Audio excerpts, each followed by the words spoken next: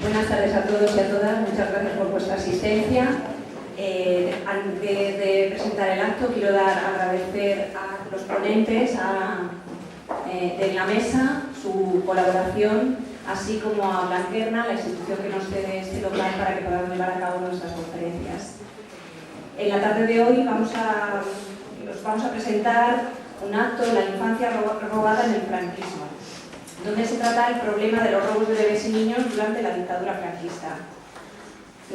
Cabe decir que este es un tema de extrema interés para nuestra asociación y, por supuesto, de máximo interés actualmente. Sin más, le voy a ceder la palabra a Nieves Oliveira, que es vicepresidenta de AMESDE, y ella os va a presentar a los componentes de esta mesa. Gracias. Hola, muy buenas tardes. ¿Se oye? No. ¿Ahora? Sí. Bueno, igual que Mercedes, agradeceros a todos vuestra presencia y AMESDE. El tema es de suma actualidad y es de los temas, yo creo, más duros de nuestra historia reciente. Por tanto, los tres expertos que tengo a mi lado hablarán de ello.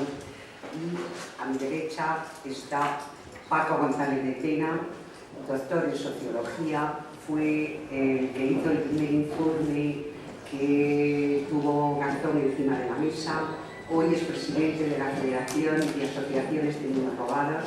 Actualmente está redactando el proyecto que se presentará en la Agencia de Derechos Humanos de Naciones Unidas y él nos hablará un poco de la situación actual del tema. A mi izquierda, Soledad Luque, presidenta de la asociación Todos los niños robados son también mis niños, víctima también del robo que Teresa Melgar a la izquierda, víctima, todavía aún buscando a un hermano o hermana, no lo saben todavía, robado en el año 1978. El gran drama de esto no es solo la actuación del primer posfranquismo, sino que haya llegado hasta nuestra democracia. A mí me parece que eso es quizá lo más duro, una de las situaciones más duras del franquismo y de la ignominia en nuestro país. Le dejo la palabra a Paco González.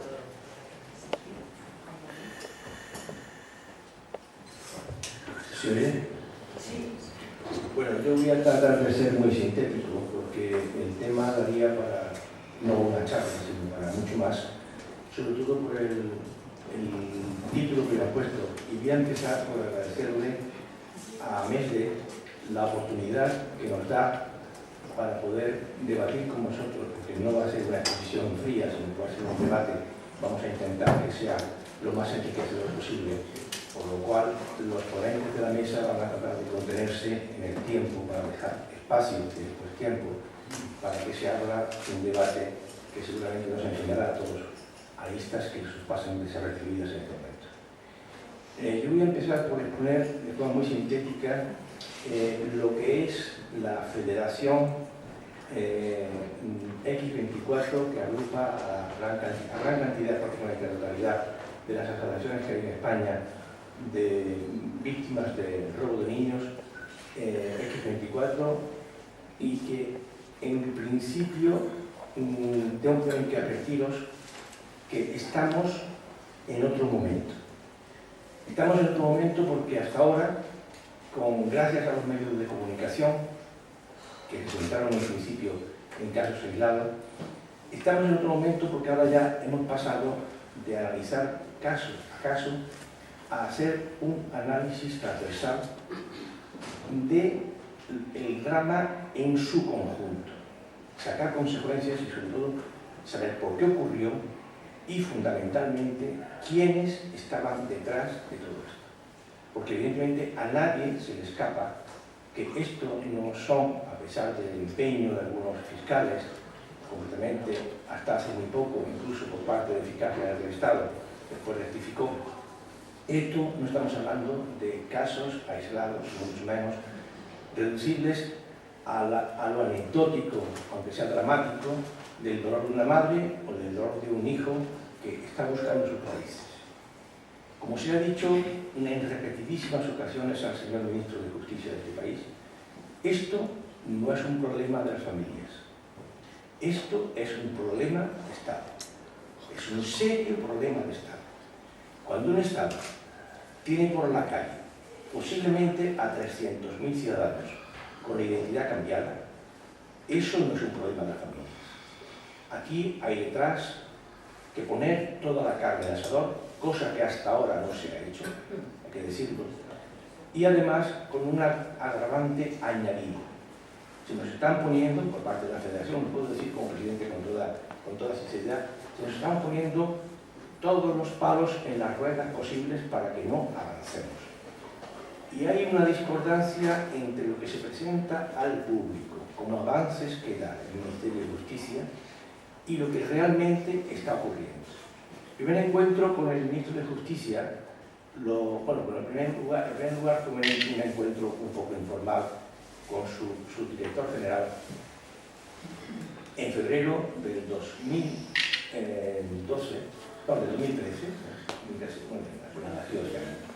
en el que nos ofreció toda clase de asideros para intentar avanzar. Después de muchas idas y vueltas, nos hemos encontrado con una oficina que han abierto en la calle de la Bolsa número 8, a Pombo de Pradillo, para intentar demostrar que se está haciendo algo. El primer comentario que tuvimos las reflexiones cuando salimos del encuentro con el señor ministro de Justicia fue que se intentaban dar pasos que hasta ahora el gobierno precedente no había dado. Y nos preguntamos por qué podía ser este cambio de actitud, de ser receptivos al dolor de las familias. Después nos hemos dado cuenta de por dónde van los tiros. Los tiros van por intentar presentar una serie de actuaciones como positivas, cuando realmente estamos sirviendo de decorado de fondo para la presentación de una puesta en escena que sirva de excusa frente a las demandas que le van a llegar sin duda alguna del exterior.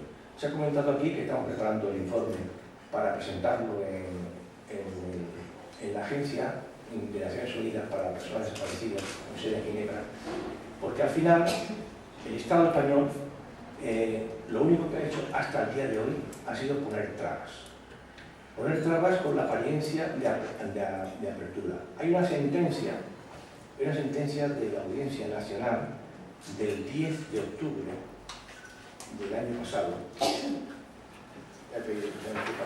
aunque no voy a entrar en detalle, del 10 de octubre del 2007, en el que acusa literalmente de connivencia al Estado con la Iglesia.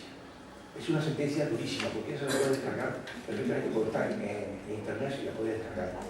Del 10 de octubre del 2007, la Audiencia Nacional le tira de las orejas al Estado español y a la Conferencia Episcopal Española por los impedimentos reiterados que hace para poder entrar en los archivos de la Iglesia. Y llega a decir que la Iglesia Católica de España no es un ente que está abstracto, que está en el cielo, sino que se debe al marco jurídico en el que lo vemos todos. Y llega a decirle que los archivos que guarda con tanto celo son archivos que deben estar al servicio de la justicia y al servicio de los ciudadanos. Y que no entienden en absoluto cómo se sustraen esos datos documentales fundamentales al conocimiento de los ciudadanos, que son los primeros interesados en poder acceder a los archivos de la Iglesia, que no son de la Iglesia, son de todos y cada uno de los ciudadanos cuyos datos aparecen dentro. Y lo hace a requerimiento de la Agencia Española de Protección de Datos. Estamos hablando ya de temas muy serios.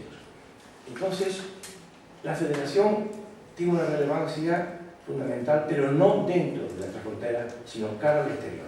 Nos hemos revestido de un ropaje para ser efectivos fuera de España, porque sabemos que en España ya está todo el pescado vendido. No hay forma de romper las barreras ni de la Iglesia ni del Estado. Cada uno por su lado intenta justificarse y rearmarse de excusas para no dar información, para no dar salida a las demandas de las víctimas y para poder justificar algún día que ellos lo estaban haciendo muy bien. el papel de la Iglesia, quiero cerrar porque quiero ser rápido y ya prácticamente he consumido mi tiempo, con unas preguntas que se le dirigieron directamente al señor Rodolfo Barrera, ya que son tan amigos de defender la vida. Las preguntas son las siguientes y os las hago a vosotros. ¿Por caridad se cambia la identidad biológica de un recién nacido, mintiendo a la madre, alterando su nombre en partidas de bautismo y de nacimiento? ¿Por ayudar a los inocentes niños, hijos de familias identificadas como vulnerables, tuviesen el futuro que a la religiosa o al médico de turno les pareciera económica y moralmente más adecuado? ¿Es esa la doctrina moral de la Iglesia? Lo dejo encima de la mesa. Muchas gracias.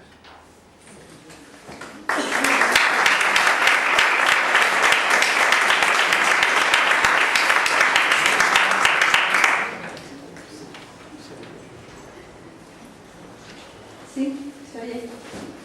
Buenas tardes. Quisiera empezar, como ha hecho mi compañero, agradeciendo a Mese y a Blanquerna su invitación y por acogernos en este acto. Yo voy a hablarles sobre la condición de víctima y los factores que determinan esta condición.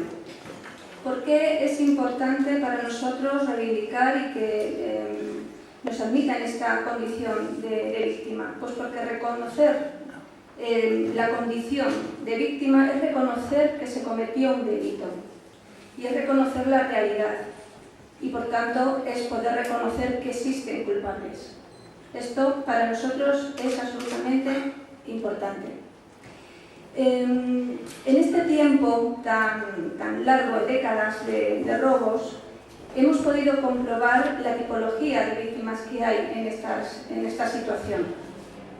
La tipología, los tipos de víctimas claramente se pueden agrupar en la población desfavorecida, en el sector de los perdedores, tanto en el sector ideológico, social o económico. Desde luego, las familias ganadoras del conflicto no fueron robadas. Esto también es importante tenerlo en cuenta. Por tanto, estamos hablando de una primera etapa de las mujeres republicanas, más tarde de familias humildes, de mujeres solteras. Es decir, el objetivo del robo dio un salto, quizá de la represión política a la cuestión más ideológica y después económica, pero no hubo un salto tan grande porque no se cambiaron los objetivos, siguió siendo el mismo tipo de población, que es la población desfavorecida y, como digo, el sector perdedor. Quisiera hablarles muy rápidamente de qué factores emocionales pueden describir a estas víctimas. No olvidemos que entre ellas están también los niños robados, porque estamos hablando de las familias que fuimos robadas, pero los niños robados también son víctimas.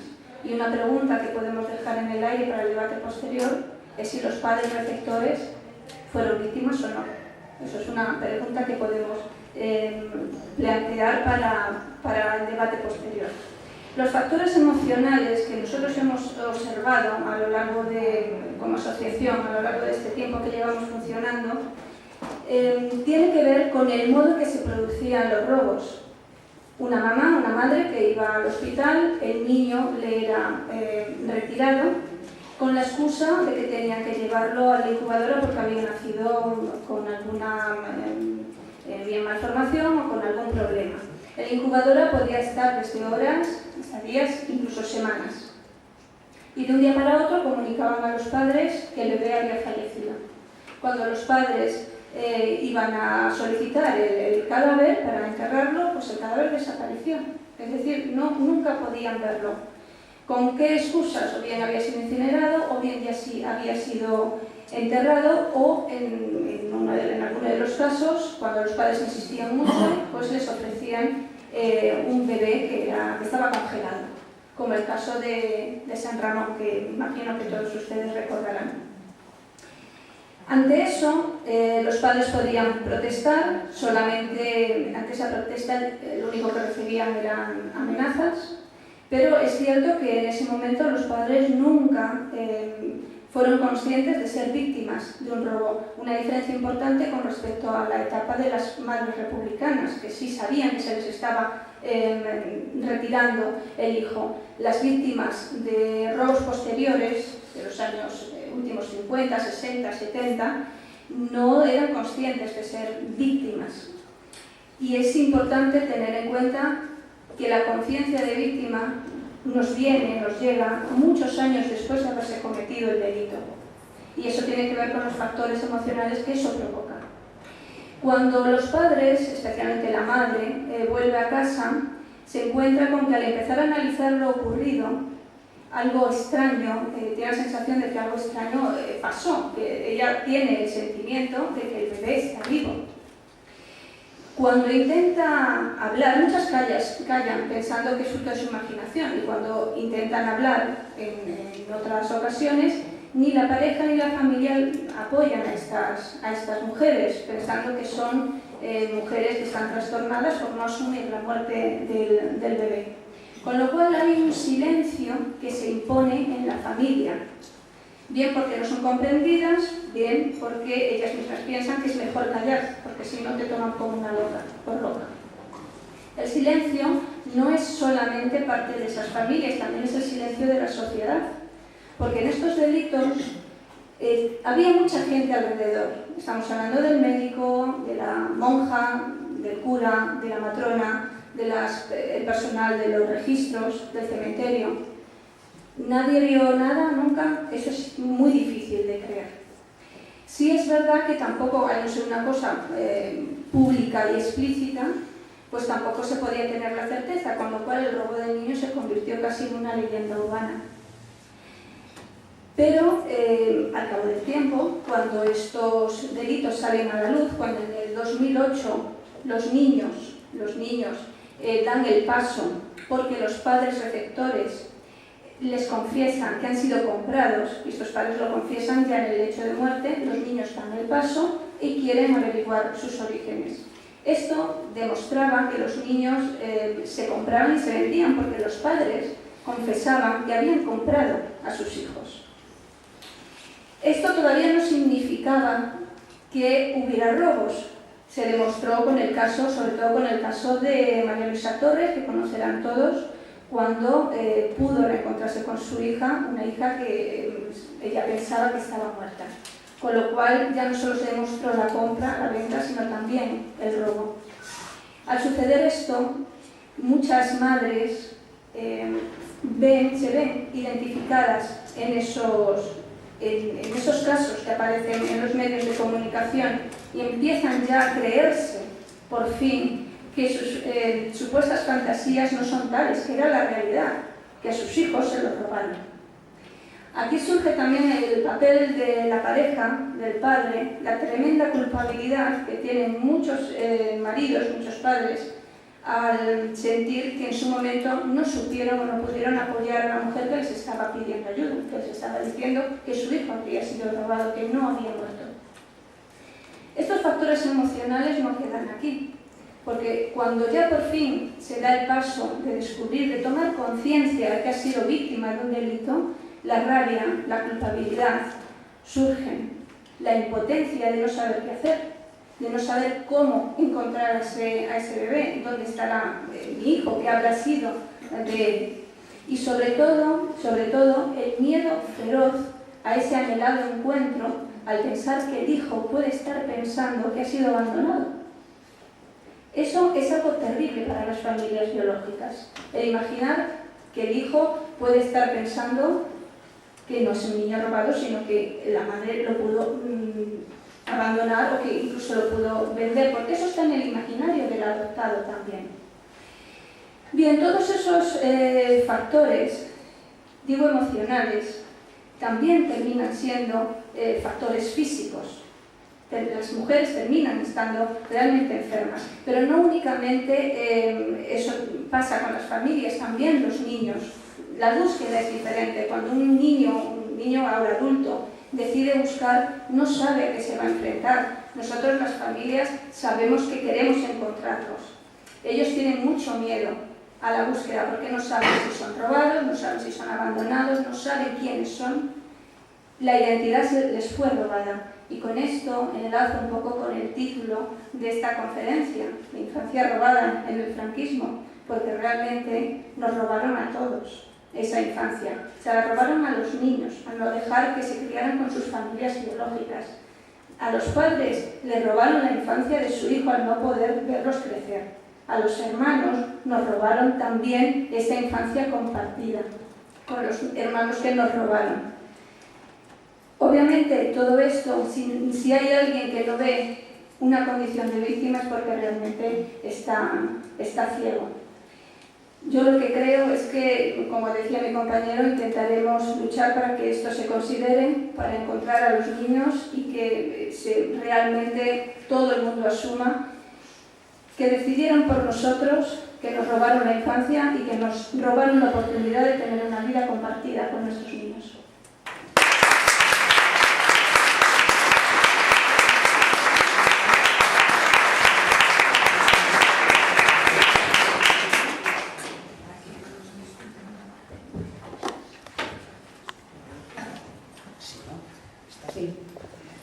Yo soy María Teresa Melgar. A mis padres le robaron a su hijo en el año 1978 y yo quiero contar la historia de mis padres avalando lo que han contado ellos, porque viene a resumir mi historia la de miles de víctimas más que les ha pasado exactamente lo mismo. En la mañana del 25 de octubre de 1978, María Luisa, de 21 años de edad, ingresa a la maternidad O'Donnell de Madrid con un embarazo de 8 meses y medio. Está acompañada de su madre, ya que su marido, Emilio, de 18 años, está trabajando y desconoce que su mujer está de parto. A María Luisa le confirman que va a dar a luz, pero sin embargo engañan a su madre, comunicándole el augurio de que el proceso va a ser lento. Debido a que ambas mujeres han acudido a la maternidad sin artículos de uso personal, la madre de María Luisa decide marcharse a casa a recogerlos, pues los artículos de aseo le van a hacer falta a María Luisa tras el parto. Una vez que María Luisa se queda sola, una monja tirando de su brazo le lleva al paritorio, andando y descalza. En la sala de parto, a María Luisa le colocan una máscara en la cara para que respire profundamente. Tras varias respiraciones profundas, atendiendo a las indicaciones de los médicos, tiene un recuerdo vago de lo que fueron las horas posteriores. Lo que siempre ha recordado es el llanto de su bebé y unas palabras que nunca ha podido olvidar.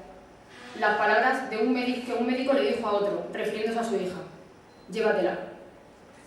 En ese momento, María Luisa, aturdida por encontrarse bajo los efectos de la anestesia, se interesa por su bebé y los médicos le contestan que ha tenido una niña.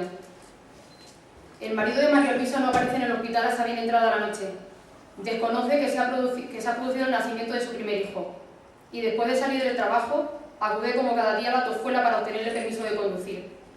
En el transcurso de estas horas, a María Luisa las monjas que se encuentran en el hospital comienzan a preguntarle si es madre soltera. Le preguntan por su marido y recuerda que no le dejaban salir de la habitación ni visitar a su hija ingresada en la incubadora por bajo peso de 2,2 kilos. Emilio, el marido de María Luisa, habla con los médicos para conocer el estado de salud de su hija recién nacida. Le informan que la niña está en perfecto estado de salud, pero que tendrá que permanecer unos días ingresada en la incubadora hasta que alcance el peso ideal. A María Luisa le dan el alta médica a los 2 días siguientes de dar a luz y no le permiten permanecer en el hospital al lado de su hija. El personal del hospital comunica a ambos que solo pueden visitar a la niña en horario de tarde.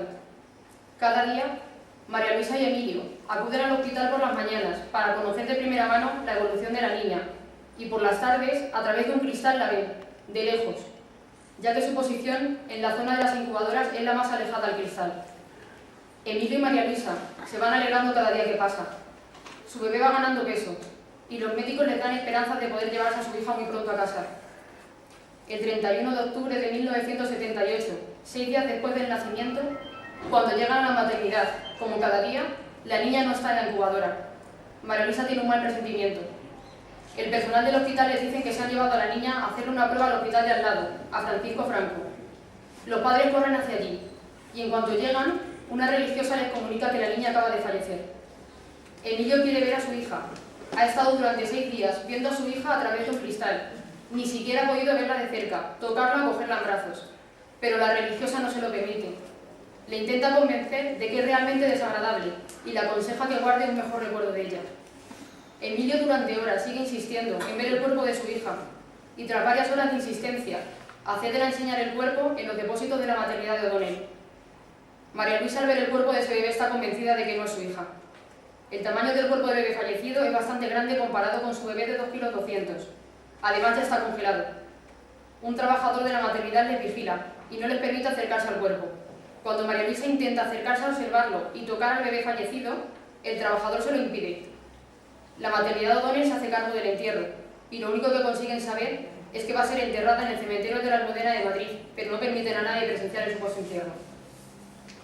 Días después, Emilio y María Luisa vuelven a la maternidad por el historial médico y los documentos acreditativos del parto, ya que se marcharon conmocionados por todo lo ocurrido, sin ninguna documentación. Los médicos culpan del fallecimiento del bebé a María Luisa, diciéndole a esta que tiene una enfermedad que transmitió a su hija, y fue lo que le hizo fallecer. De nuevo se marchan de la maternidad sin ningún documento, sin ninguna explicación del fallecimiento de su hija, pero con un gran sentimiento de culpabilidad de María Luisa y con una enorme preocupación por su extraña enfermedad. Emilio, hasta hace 3 años, creía que su mujer había sufrido algún tipo de trastorno psicológico, como consecuencia de la pérdida de su primer hijo. Siempre evitó hablar de lo ocurrido, y hasta el año 2010 pensó que su hija realmente había fallecido el 31 de octubre del año 1978.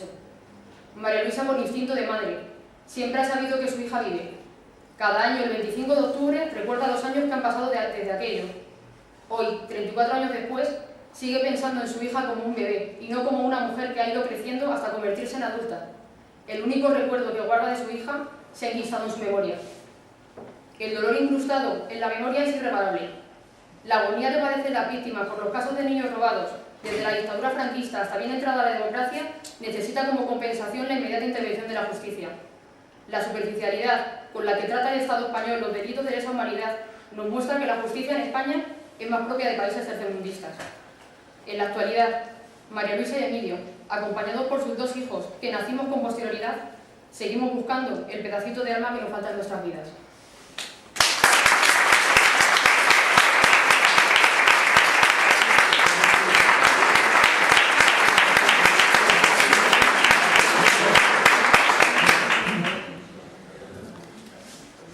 Después de estas intervenciones...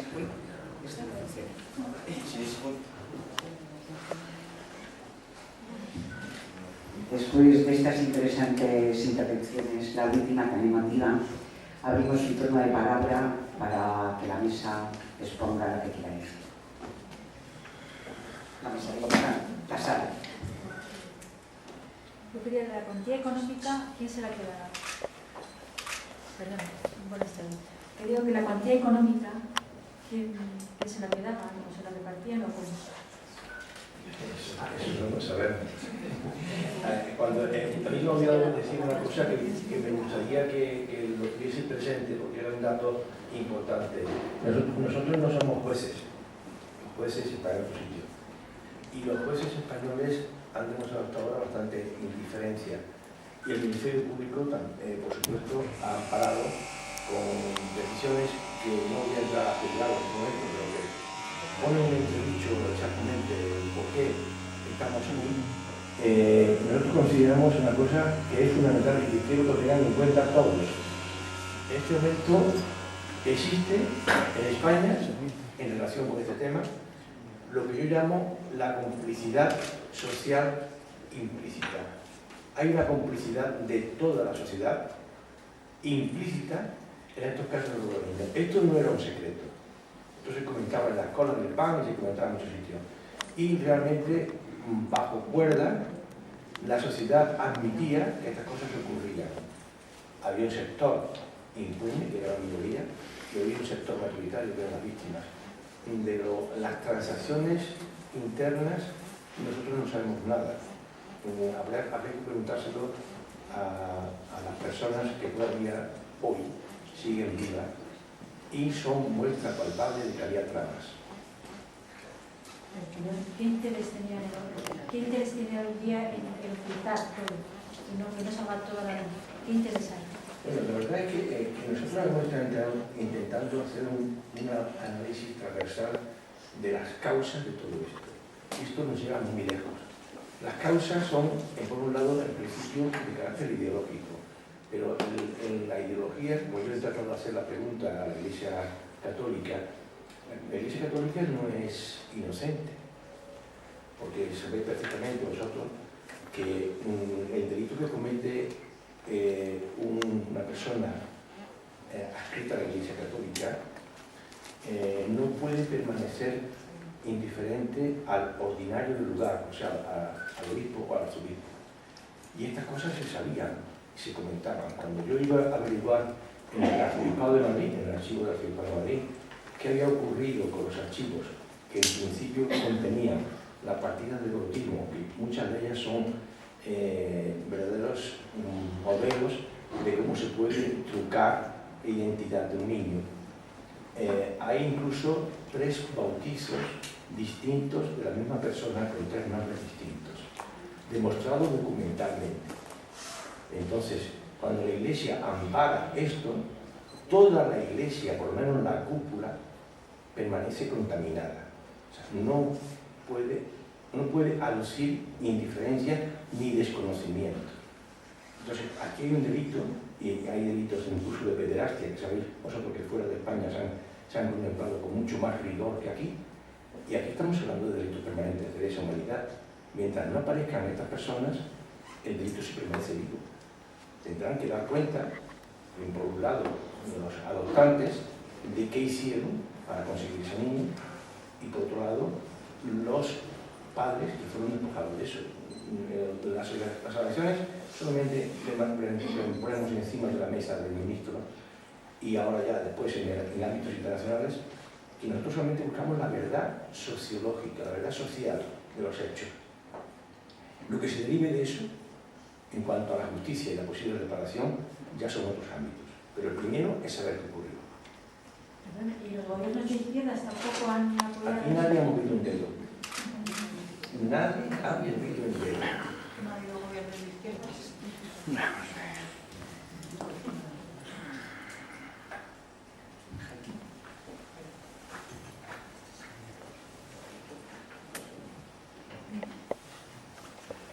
Bueno, muchas gracias por vuestra capacidad de sintetizar un fenómeno de tal envergadura.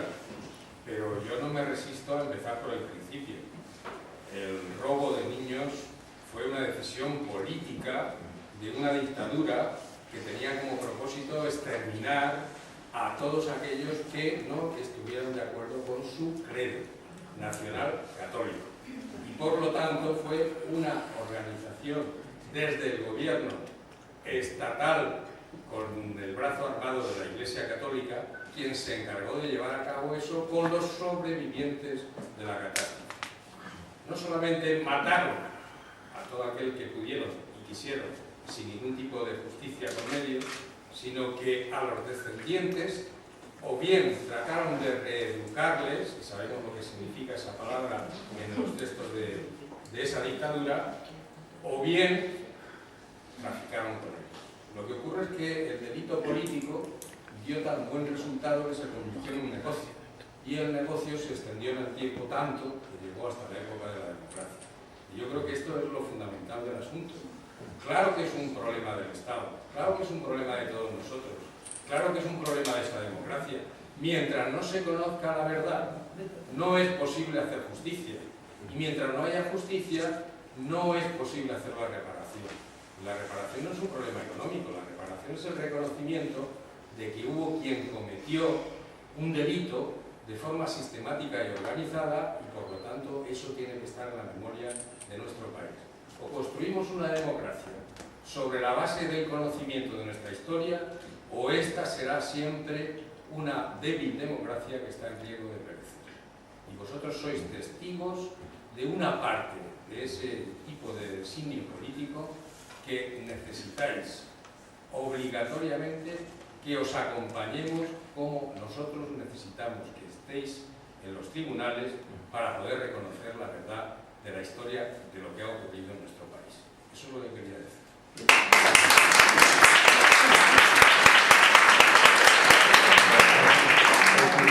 La pregunta es, perdona que me convierta en interlocutor tuyo, porque coincido plenamente, y además por una razón que todos la van a entender. En la Alemania nazi nadie había visto nada. Hubo un proceso de Nuremberg que por cierto tenía una silla vacía que la debía haber ocupado un caballero pequeñito llamado Francisco Franco, que nunca se sentó allí. Hubo presiones para impedir que Francisco Franco se sentase en Nuremberg y asumirse como cómplice necesario en los delitos que había cometido de lesa humanidad el triunvirato. Hitler, Mussolini y Franco. La ayuda estaba perfecta, sin embargo, Franco nunca se sentó allí. En la sociedad alemana no había visto nada, no sabía lo que ocurría en el campo de exterminio. Y entonces el achaque era muy fácil, echársele la culpa a los gerifantes del nazismo, del Tercer Reich. En España es mucho más complicado justificar eso. En España hay que justificar por qué una amplísima sociedad participó en el juego. Cerró los ojos cuando sabía de lo que estaba ocurriendo. ¿Por qué se dictaron normas de leyes muy concretas que amparaban la impunidad de esta compra de niños? ¿Por qué la Iglesia no actuó nunca y ahora sigue sin actuar? ¿Por qué la Iglesia nos cierra sus archivos? ¿Por qué el Estado no ampara la búsqueda? ¿Por qué los mecanismos del Estado que deben estar al servicio de la sociedad no los ampara en nuestra búsqueda y en nuestra lucha? Desde el año 2008 esto está encima de la mesa de la Audiencia Nacional, del Fiscal General del Estado y los diferentes ministros de Justicia. Nadie ha movido un dedo. Y lo que hay en este momento son meras apariencias. Entonces lo digo para que nadie se llame a escándalo. El día que venga un requerimiento va a venir desde fuera. Desde dentro no se va a hacer nada.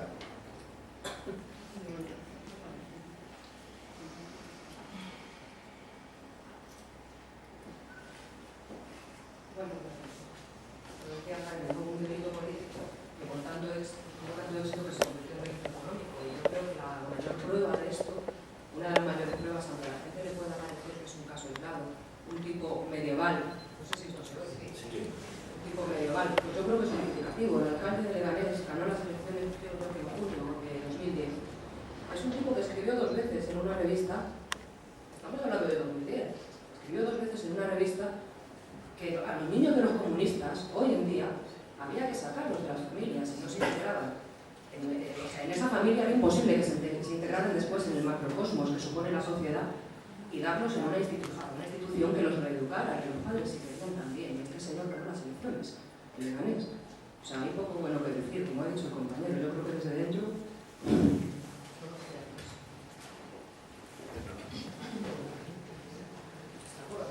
No me lo tengo, pero bueno. Sí, quien quiera saber lo que ocurrió, solamente hace falta mirar alrededor. Hoy día se sigue despreciando una parte importante de la sociedad.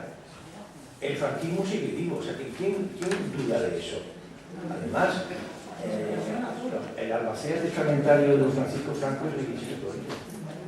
Es una guardiana permanente de los valores del franquismo, está ahí. Y cada día con más poder en apariencia. Entonces, nosotros no podemos extrañarnos de que estas cosas sigan ocurriendo.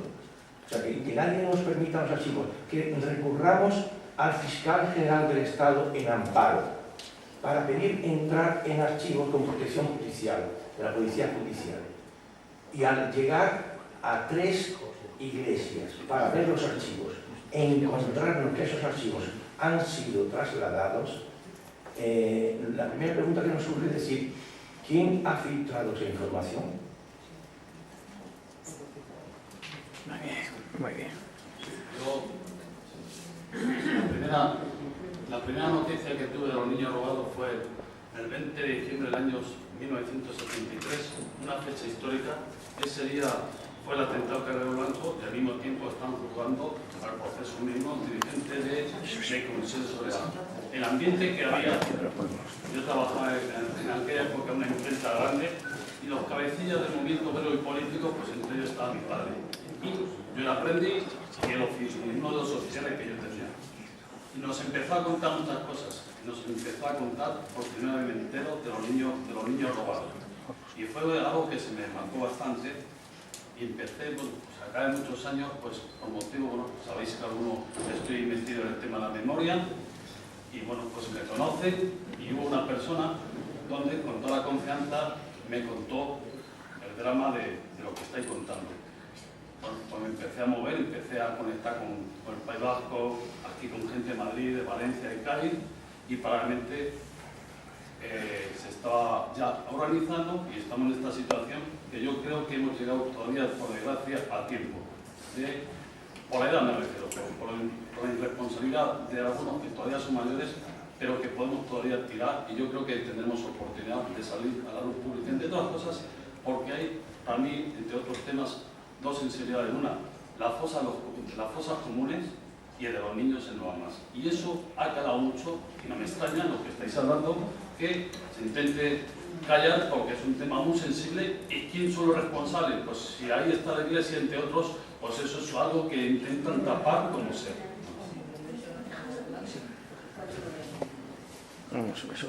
Sí, esto, lo que cuentas es lo que demuestra que esto se sabía, porque estás hablando del año 73.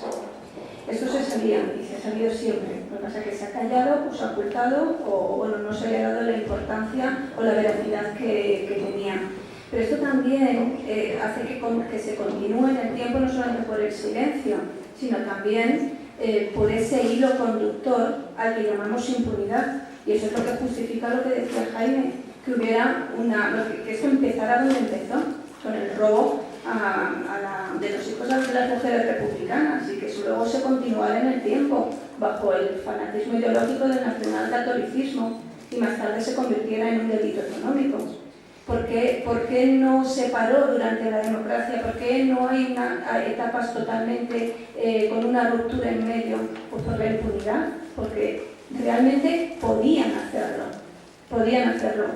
Nadie, cuando digo podían hacerlo, no es que significaba que estuviera moralmente justificado, sino que tenían el poder. Estamos hablando de figuras de poder, que tenían absolutamente todo a su favor para hacer lo que les diera la gana.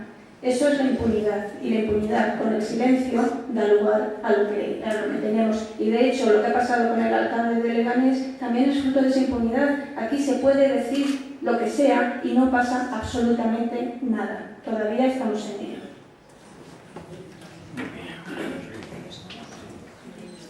Bueno, yo quería aprovechar que he llegado tarde y lo siento por no haber podido escuchar, contar conmigo para cualquier cosa, y yo que estoy también en AMESDE, que en el fondo es una asociación para la recuperación de la memoria social de nuestro país. La verdadera historia de nuestro país que solo se ha contado a trozos, mal e inventada muchas veces.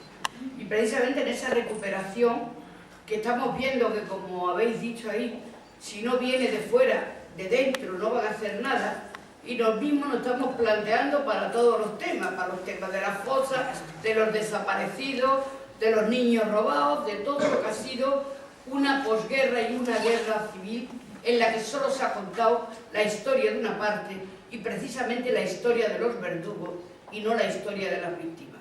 Por eso hay que recuperarlo, y yo quiero aprovechar que estamos hoy aquí también para deciros que el próximo domingo, día 26, vamos a hacer un acto porque estamos intentando crear, ya hay una plataforma y muchas asociaciones, entre ellas asociaciones también de niños robados que están adheridos a ella, para hacer una comisión de la verdad. Lo mismo que han hecho muchos países que ni con silencio, ni con perdón, ni con nada, han tenido que, más remedio, que juzgar aunque sea tarde.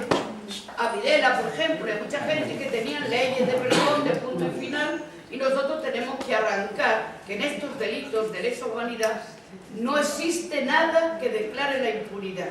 Entonces, como no hay nada que se le pueda aplicar, tenemos que forzar a que si aquí no quieren hacerlo, podamos intentar que se vean obligados internacionalmente, porque ya lo pidió Naciones Unidas, a crear una comisión de la verdad y recuperar la memoria de los niños, la memoria de las mujeres, la memoria de las esclavas, memorias que están en otros países al cabo de la calle, y aquí nos han querido traer quizás porque esa silla vacía, que la tenía que haber ocupado alguien, pues esa silla vacía se murió en la cama, y además no quisieron contar la historia de todo lo que había pasado. Y como creo que es muy importante, pues que unamos esfuerzos, por la que está cayendo ¿Quién le va a contar ahora las cosas que pasaron? Pero mientras no superemos las cosas que pasaron con la verdad y la reparación y la justicia, no vamos a recuperar nuestra historia.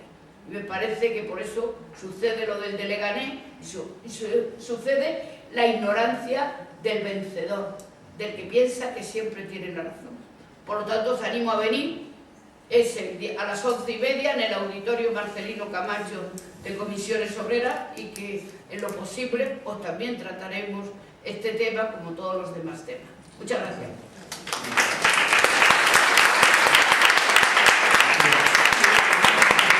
Voy a reafirmar tu posición muy rápidamente. El problema lo tiene en este momento el Estado español.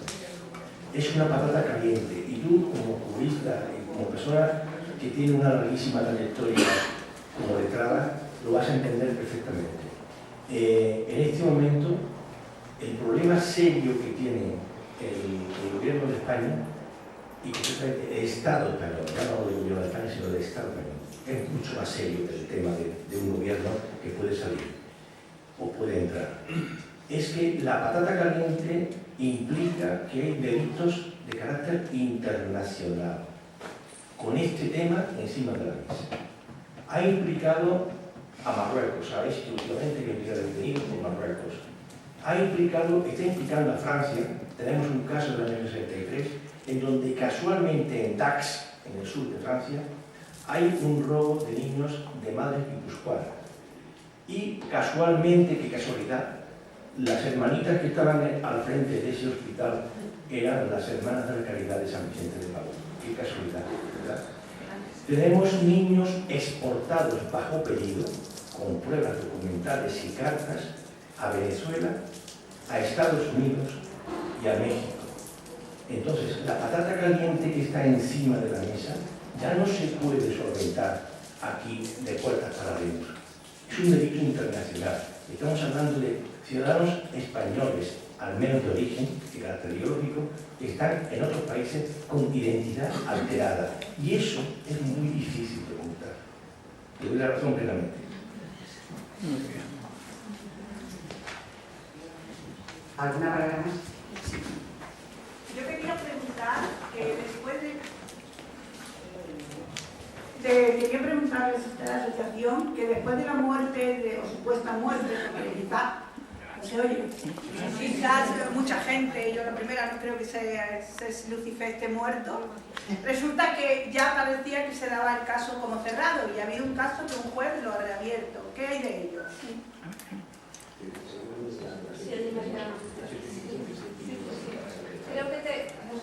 Creo que te estás refiriendo al caso de purificación de León. Sí, no recordaba. Sí, este caso es del 23 de febrero del 81, la verdad es una fecha emblemática también, ¿no? Emblemática en el sentido negativo.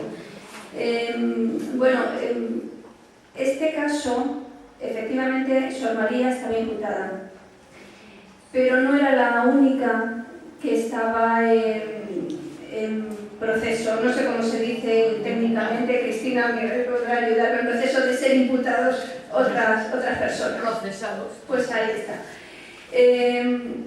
Afortunadamente ha continuado abierto y ahora mismo hay 3 imputados sobre este caso.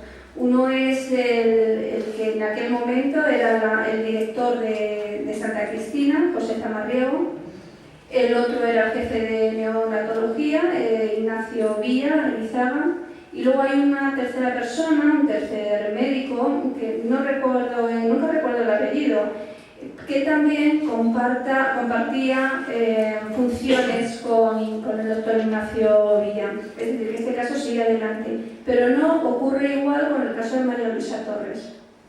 María Luisa Torres, que es del año 82, de marzo del 82, seguía adelante porque tenían a Sor María como imputada.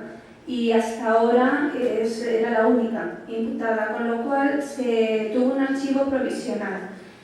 Se está a la espera, desde luego, que salgan también más imputados, pero de momento Purificación sigue adelante, pero María Luisa Torres no. ¿Qué es lo que ocurre? Que bien es verdad que María Luisa Torres ya había encontrado a su niña, había un reencuentro, con lo cual el proceso no era encontrar a la niña, sino que se realizara justicia contra la imputada, ¿no? Sor María. En el caso de purificación es bastante diferente, porque las gemelas no han aparecido todavía. Con lo cual, bueno, ahí hay una esperanza importante para que Purificación pueda, a través de estos imputados y las subdeclaraciones, pues pueda encontrar algo. Bien, es verdad que un imputado, y Cristina también en este caso me podrá corregir, se puede acoger al derecho de no declarar. Entonces, el día 27 de mayo, yo os animo a que vengáis todos a los juzgados de Plaza Castilla, el próximo lunes, porque van a declarar estos 3 imputados, con lo cual podemos ir a apoyar la Purificación y, bueno, a animarles a que declaren y a que digan la verdad. Con respecto a lo que ha dicho, la Federación no ha permanecido indiferente al caso de la Sor María Gómez Valvera. A las 48 horas de hacerse público con retraso el posible fallecimiento de Sor María Gómez Valvera, que para nosotros, a pesar del certificado de defunción, es una persona desaparecida. No es una fallecida, es una persona desaparecida. Y lo digo por una razón muy sencilla. Las hermanitas de la Caridad de San Vicente de Paúl tienen la costumbre de tener una fosa en propiedad en la que no aparece ningún nombre. Entonces todas las entradas son anónimas. Y se le pidió, como lo pedí yo personalmente por encargo de la Federación, al fiscal general del Estado que contestase a 3 preguntas. En primer lugar, que si en la fosa había una persona concreta. En segundo lugar, que haciendo las pruebas de ADN se comprobase que esa persona realmente era Sor María Gómez Valvera. Y la tercera pregunta que se le hacía era que con participación de forenses propios de la Federación se le hiciera la autopsia para saber las causas reales de la muerte. Curiosamente, el médico que ha firmado el certificado de defunción es amigo íntimo del señor Eduardo Vela Vela, blanco y en botella. Muchas gracias. Sí, señor.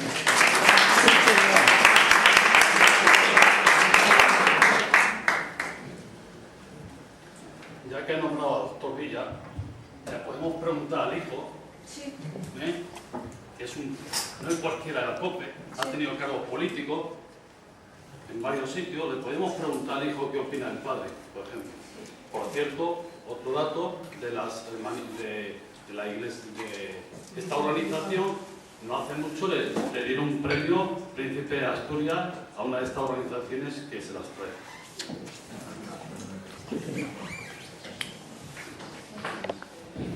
¿Alguna intervención más?